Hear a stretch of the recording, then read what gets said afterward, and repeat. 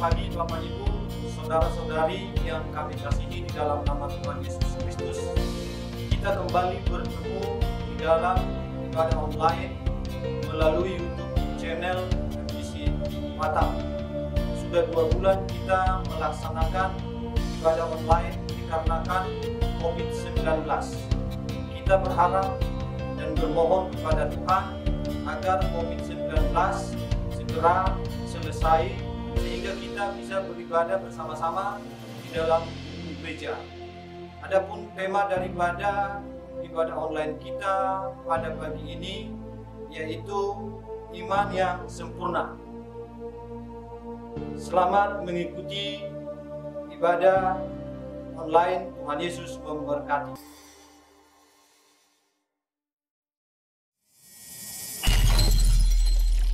Tuhan Yesus, terima kasih buat cinta-Mu kepada setiap kami tidak pernah berubah ya Tuhan. Kami percaya Tuhan, Engkau Allah yang bekerja untuk mendatangkan kebaikan bagi hidup kami ya Tuhan. Engkaulah kekuatan dan mazmur kami. Engkau Yesus Immanuel yang menyertai hidup kami. Amin. Kita percaya kita menyembah Tuhan yang besar, Tuhan yang hebat, Tuhan yang dahsyat.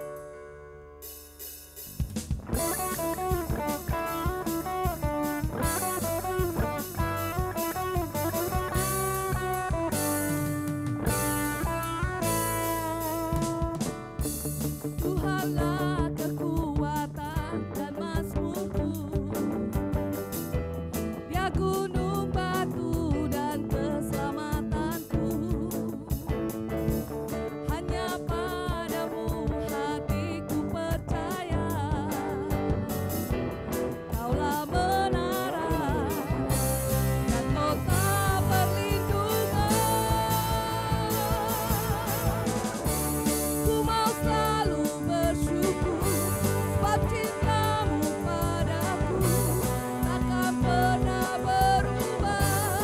Hatiku percaya walau bumi bergoncang, gunung-gunung beranjak, namun kasih setiamu tak pergi dariku.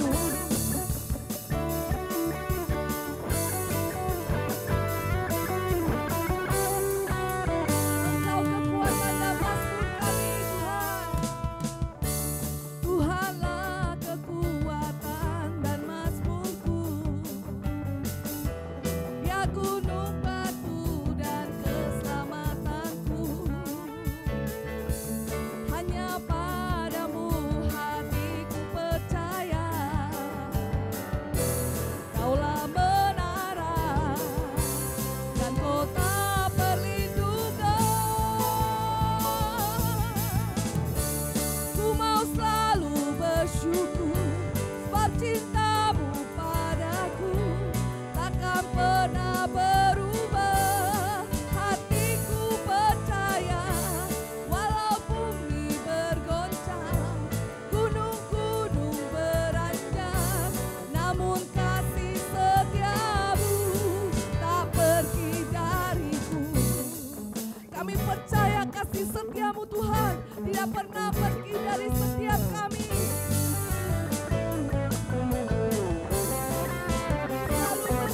Selalu bersyukur. Ku mau selalu bersyukur sebab cinta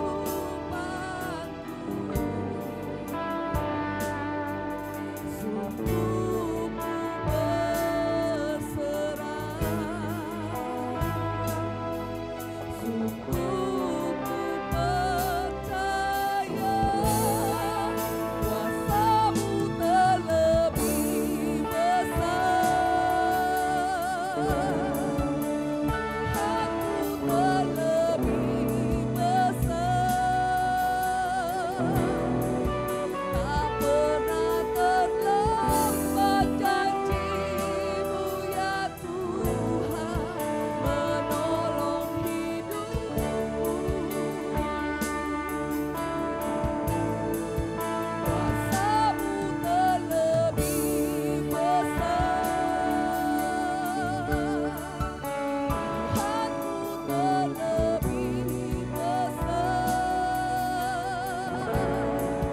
Tak pernah terlambat janji-Mu ya Tuhan, pulihkan hidup. Hanya Kau Tuhan penolongku.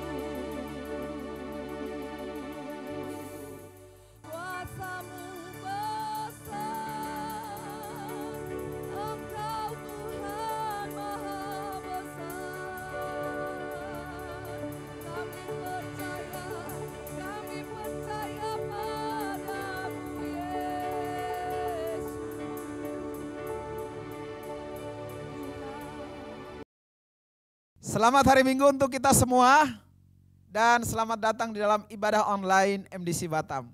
Sebentar kita akan belajar firman Tuhan, namun sebelumnya mari kita satukan hati dan kita berdoa. Bapa kami dalam kerajaan sorga, kami berterima kasih atas waktu dan kesempatan yang ada. Sebentar kami akan belajar firman-Mu. Saya berdoa biarlah Roh Kudus menolong kami untuk dapat mengerti dan memahaminya. Di dalam nama Tuhan Yesus kami sudah berdoa. Amin. Hari ini saya beri tema khotbah yaitu iman yang hidup. Mari kita buka bersama-sama di dalam Yakobus pasal 2 ayat 14 sampai ayat 26. Yakobus pasal 2 ayat 14 sampai 26. Apakah gunanya saudara-saudaraku jika seorang mengatakan bahwa ia mempunyai iman padahal ia tidak mempunyai perbuatan? Dapatkah iman itu menyelamatkan dia? Jika seorang saudara atau saudari tidak mempunyai pakaian dan kekurangan makanan sehari-hari, dan seorang dari antara kamu berkata, selamat jalan, kenakanlah kain panas dan makanlah sampai kenyang, tetapi ia tidak memberikan kepadanya apa yang perlu bagi tubuhnya, apakah gunanya itu? Demikian juga halnya dengan iman. Jika iman itu tidak disertai perbuatan, maka iman itu pada hakikatnya adalah mati atau tidak berguna. Tetapi mungkin ada orang berkata, padamu ada iman dan padaku ada perbuatan. Aku akan menjawab dia, tunjukkanlah kepadaku imanmu itu tanpa perbuatan, dan aku akan menunjukkan kepadamu imanku dari perbuatan-perbuatanku. Engkau percaya bahwa hanya ada satu Allah saja, itu baik. Tetapi setan-setan pun juga percaya akan hal itu, dan mereka gemetar. Hai manusia yang bebal, maukah engkau mengakui sekarang bahwa iman tanpa perbuatan adalah iman yang kosong? Bukankah Abraham bapa kita dibenarkan karena perbuatan-perbuatannya ketika ia mempersembahkan Ishak anaknya di atas mezbah? Kamu lihat bahwa iman bekerja sama dengan perbuatan-perbuatan, dan oleh perbuatan-perbuatan itu iman menjadi sempurna. Dengan jalan demikian genaplah nas yang mengatakan, lalu percayalah Abraham kepada Allah, maka Allah memperhitungkan hal itu kepadanya sebagai kebenaran. Karena itu Abraham disebut sahabat Allah. Jadi kamu lihat bahwa manusia dibenarkan karena perbuatan-perbuatannya dan bukan hanya karena iman. Dan bukankah demikian juga Rahab pelacur itu dibenarkan karena perbuatan-perbuatannya ketika ia menyembunyikan orang-orang yang disuruh itu di dalam rumahnya lalu menolong mereka lolos melalui jalan yang lain? Sebab seperti tubuh tanpa roh adalah mati, demikian jugalah iman tanpa perbuatan-perbuatan adalah mati. Iman tanpa perbuatan adalah mati. Nah, melalui tema kita yaitu iman yang hidup, berdasarkan ayat-ayat yang baru saja kita baca tadi, ada dua pelajaran penting atau dua hakikat tentang iman. Apakah dua pelajaran itu? Yaitu yang pertama, hakikat tentang iman yang hidup, dan yang kedua, hakikat tentang iman yang mati. Iman yang hidup. Iman yang hidup adalah iman yang disertai dengan perbuatan. Sementara hakikat daripada iman yang mati adalah iman yang tidak disertai dengan perbuatan.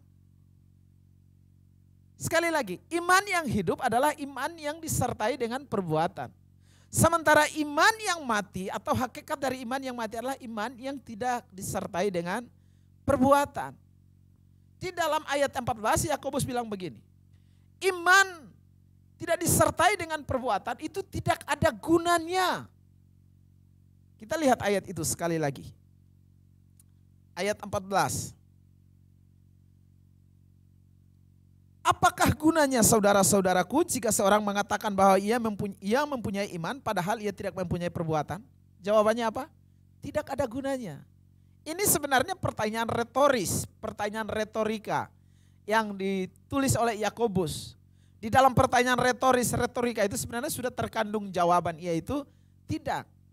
Jadi dia bilang tidak ada gunanya Bapak, Ibu dan saudara-saudari kalau kita mengatakan kita orang yang beriman tapi kita tidak mewujudkannya di dalam perbuatan. Akibatnya iman seperti itu dikatakan sebagai iman yang mati. Di dalam ayat yang 22 bukan hanya iman itu dikatakan iman yang tidak berguna, tetapi iman yang tidak sempurna juga. Ayat 22, kamu lihat bahwa iman bekerja sama dengan perbuatan-perbuatan dan oleh perbuatan-perbuatan itu iman menjadi sempurna. Berarti dengan kata lain, iman kalau tidak disertai dengan perbuatan, maka iman itu tidak sempurna. Iman yang tidak disertai dengan perbuatan adalah iman yang tidak sempurna. Nah, menariknya adalah di dalam ayat 26 dari yang sudah kita baca tadi, Yakobus memakai analogi atau ilustrasi tubuh manusia dengan roh manusia untuk menggambarkan iman dan perbuatan itu. Ayat 26 dia bilang begini, sebab seperti tubuh tanpa roh adalah mati, demikian juga iman tanpa perbuatan adalah mati. Jadi begini Bapak Ibu dan saudara-saudari, kita ini kan disebut sebagai makhluk yang hidup karena kita punya tubuh dan roh. Pada saat roh kita ini sudah diangkat Tuhan, kita ini menjadi kembali tanah liat. Atau dengan kata lain, tubuh kita ini tanpa roh, tubuh kita ini tidak bisa disebut sebagai makhluk hidup. Karena tanah biasa. Nah, begitu juga dengan iman. Iman disebut iman yang hidup kalau iman disertai dengan perbuatan. Zaman sekarang dengan pandemi COVID-19 ini, banyak orang hidup di dalam kesusahan dan penderitaan. Kita tahu bahwa dampak negatif oleh pandemik ini membawa dampak negatif terhadap ekonomi, pekerjaan, pendidikan. Bahkan ada beberapa orang untuk makan dan minum pun susah. Artinya bahwa dunia yang kita hadapi sekarang adalah dunia yang sedang ada dalam krisis dan kesusahan dan penderitaan. Dan kita perlu menolong orang-orang yang ada dalam penderitaan itu. Di dalam Yakobus pasal 2 ayat 15 dan 16, di sana Yakobus menyebutkan tentang iman yang disertai dengan perbuatan, yaitu hidup di dalam belas kasihan. Perhatikan ayat itu. Jika seorang saudara atau saudari tidak mempunyai pakaian dan kekurangan makanan sehari-hari, dan seorang dari antara kamu berkata selamat jalan, kenakanlah kain panas dan makanlah sampai kenyang, tetapi ia tidak memberikan kepadanya apa yang perlu bagi tubuhnya, apakah gunanya? Tidak ada gunanya kalau kita tidak menolong orang. Nah, iman yang hidup atau iman yang sempurna, iman yang berguna adalah iman yang disertai dengan perbuatan.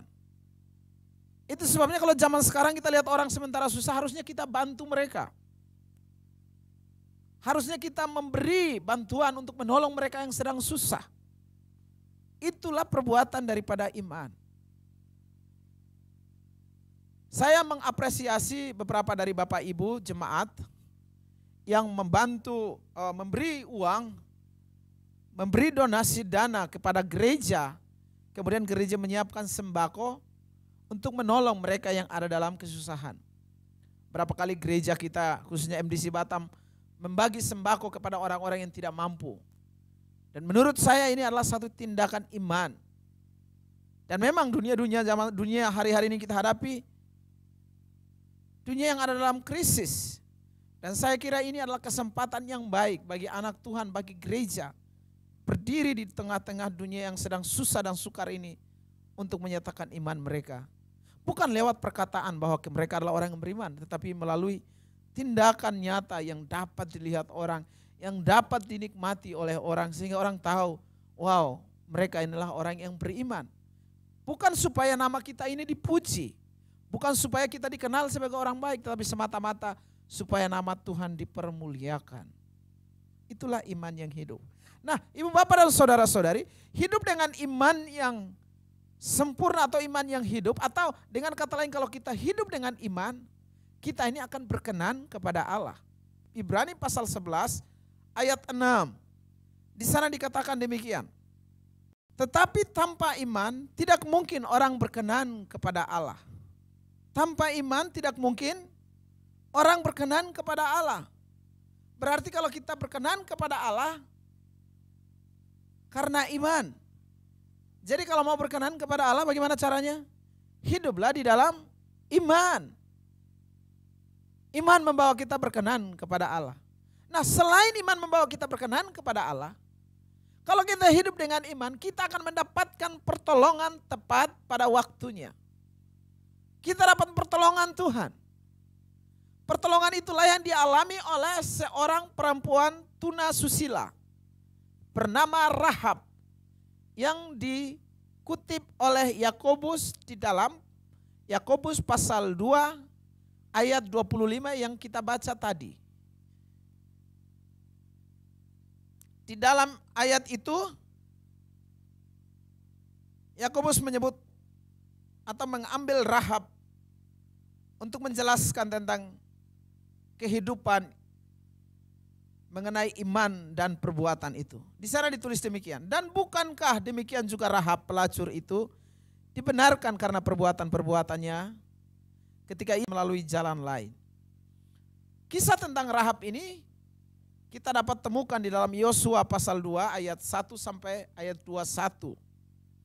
Di sana dikisahkan satu kali Yosua menyuruh 2 orang untuk datang ke kota Yeriko untuk mengintai kota Yeriko. Singkat cerita, Raja Yeriko mengetahui keberadaan daripada 2 orang ini. Kemudian Raja menyuruh orang untuk menangkap 2 orang pengintai ini. Dan Rahab mengetahui bahwa 2 orang ini hendak ditangkap. Rahab kemudian menyembunyikan 2 orang ini di atas soto rumahnya. Supaya 2 orang ini tidak ditangkap oleh Raja Yeriko untuk dibunuh. Akibat daripada perbuatan-perbuatan yang dilakukan oleh Rahab ini, yaitu menyembunyikan 2 orang ini, di dalam Yosua pasal 6 ayat 25 di sana dituliskan bahwa pada saat Yeriko diruntuhkan, kota Yeriko dimusnahkan, raja dan semua penduduknya meninggal mati, tetapi Rahab penduduk kota Yeriko itu tidak meninggal. Dia ditolong Tuhan. Dan bukan hanya Rahab saja, keluarganya dan orang-orang yang bersama dengan dia diselamatkan. Baca di dalam Yosua pasal 6 ayat 25, di sana ditulis demikian. Demikian Rahab perempuan sundal itu dan keluarganya serta semua orang yang bersama-sama dengan dia dibiarkan hidup oleh Yosua. Maka diamlah perempuan itu di tengah-tengah orang Israel sampai sekarang. Karena ia telah menyembunyikan orang-orang suruhan yang disuruh Yosua mengintai Yeriko. Dan Bapak Ibu tahu, Rahab yang adalah perempuan tunasusila ini, yang ditolong Tuhan pada saat itu, yaitu pada saat keruntuhan kota Yeriko.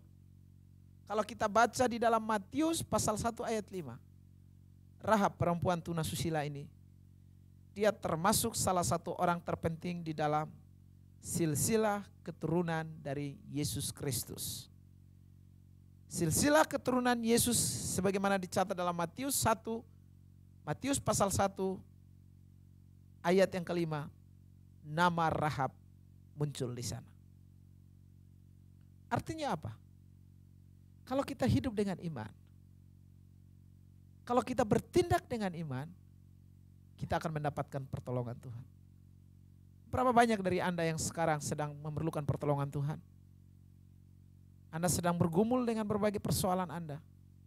Namun saya ingin beritahu Anda, kuncinya adalah bertindaklah di dalam iman. Dan engkau lihat pertolongan daripada Tuhan akan nyata atas hidupmu. Kalau Rahab perempuan tunasusila itu ditolong Tuhan, apalagi Anda. Anda pasti ditolongnya. Kita pasti ditolong oleh Tuhan. Pertanyaannya sekarang adalah bagaimana langkah-langkahnya supaya kita dapat hidup di dalam iman yang hidup itu, sehingga kita dapat mengalami pertolongan Tuhan sebagaimana yang dialami oleh Rahab. Ada 2 langkah yang akan saya bagikan kepada kita. Yaitu langkah yang pertama, mendengar tentang firman Tuhan. Langkah pertama mendengar firman Tuhan. Dan langkah yang kedua adalah melakukan firman Tuhan. Mendengar dan melakukan firman Tuhan. Itu yang dilakukan oleh Rahab. Sebagaimana dicatat di dalam Yosua pasal 2 ayat 8 sampai 13. Di sana ditulis demikian. Tetapi sebelum kedua orang itu, maksudnya dua orang suruhan tadi Yosua, tidur, naiklah perempuan itu, yaitu Rahab, mendapatkan mereka di atas soto rumah. Karena memang Rahab menyembunyikan mereka di atas soto rumah. Dan Rahab berkata kepada orang-orang itu, aku tahu bahwa Tuhan telah memberikan negeri ini kepadamu. Dan bahwa kengerian terhadap kamu telah menghinggapi kami dan segala penduduk negeri ini gemetar menghadapi kamu.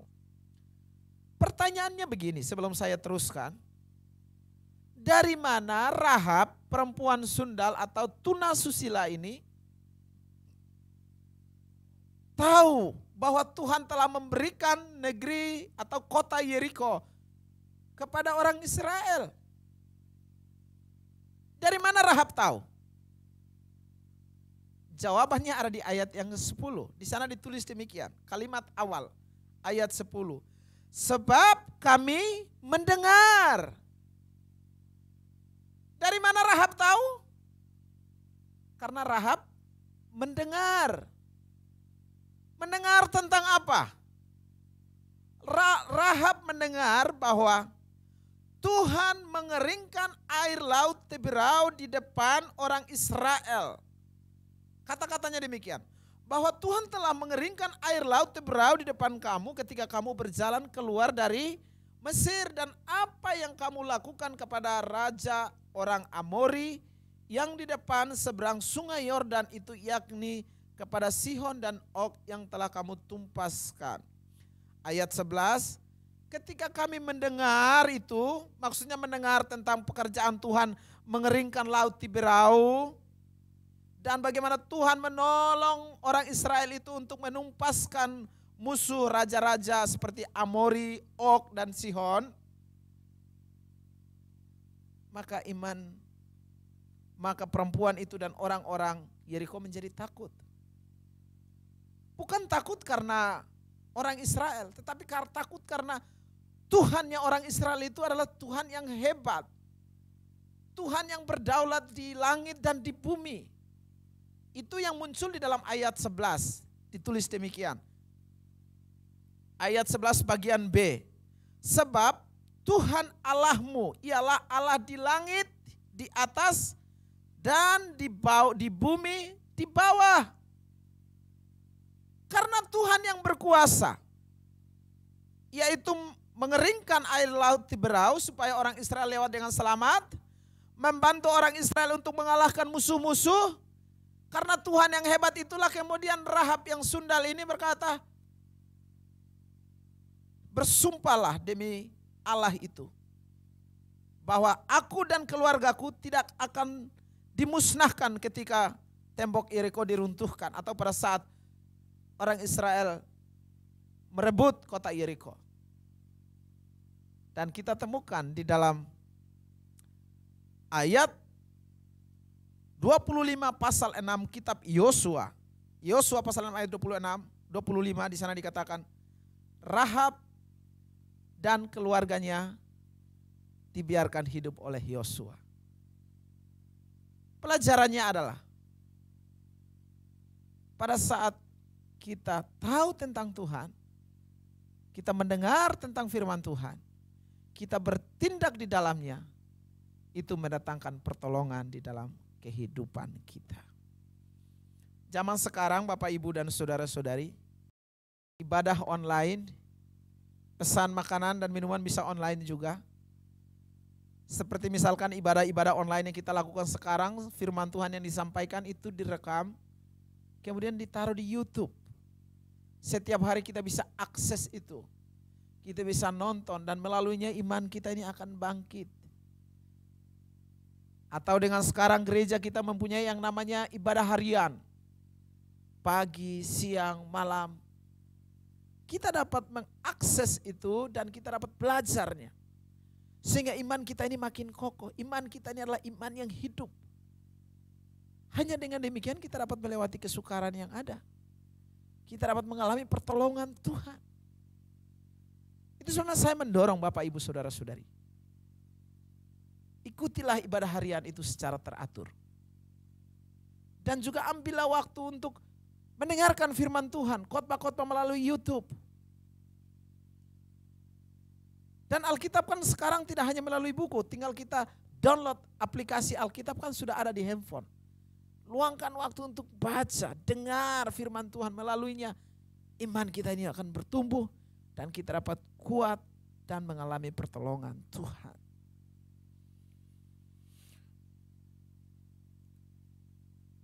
Dan tidak hanya cukup kita dengar firman Tuhan. Lebih jauh adalah kita mau melakukannya. Akibatnya kita dapat mengalami pertolongan Tuhan. Yakobus pasal 1 ayat 2 sampai 25, sebelum saya mengakhiri kita baca ayat ini, di sana ditulis demikian. Yakobus pasal 1 ayat 22 dan 25 sampai 25. Tetapi hendaklah kamu menjadi pelaku firman dan bukan hanya pendengar saja. Sebab jika tidak demikian kamu menipu diri sendiri. Sebab jika seorang hanya mendengar firman saja dan tidak melakukannya, ia adalah seumpama seorang yang sedang mengamati mukanya dan yang sebenarnya di depan cermin. Baru saja ia memandang dirinya, ia sudah pergi atau segera lupa bagaimana rupanya. Tetapi barang siapa meneliti firman atau hukum yang sempurna, yaitu hukum yang memerdekakan orang, dan ia bertekun di dalamnya, jadi bukan hanya mendengar untuk melupakan, tetapi sungguh-sungguh melakukannya, ia akan berbahagia oleh perbuatannya. Jadi pada waktu kita mendengar firman dan kita menjadi pelaku firman atau melakukannya, Alkitab berkata kita akan berbahagia olehnya. Kenapa berbahagia? Itu tadi. Hidup dengan iman, kita berkenan kepada Allah dan kita juga mendapatkan pertolongan Tuhan tepat pada waktunya. Nanti kalau ada waktu Bapak Ibu dan saudara-saudari, bacalah di dalam Ibrani pasal 11 ayat 3 dan seterusnya. Di sana penulis surat Ibrani menulis secara ringkas dan secara sederhana tentang orang-orang yang hidup di dalam iman dan mengalami pertolongan Tuhan. Misalnya seperti Nuh. Nuh adalah pribadi yang taat kepada Tuhan. Akibat daripada ketaatannya, dia dan seisi keluarganya diselamatkan dari air bah itu. Ketaatan Nuh mendapat ejekan tertawaan daripada orang-orang sezamannya. Kenapa? Nuh mendapat perintah Tuhan untuk membuat bahtera. Bukan di pinggir pantai. Tapi bikin bahtera di atas gunung, bukit. Tentu mendatangkan tertawaan orang karena tidak mungkin kita mau bikin bahtera di atas gunung. Mestinya orang bikin bahtera itu di pinggir pantai. Walaupun ini mendatangkan tertawaan dan tidak masuk di akal, Nuh taat. Akibat daripada ketaatan itu dalam melakukan menaati firman Tuhan, dia dan seisi rumahnya terselamatkan. Hal yang sama dialami oleh Abraham. Umur sudah 75 tahun. Sarah istrinya sudah 65 tahun dan juga mandul. Saya sering sebut mereka sebagai kakek dan nenek karena sudah tua atau opung.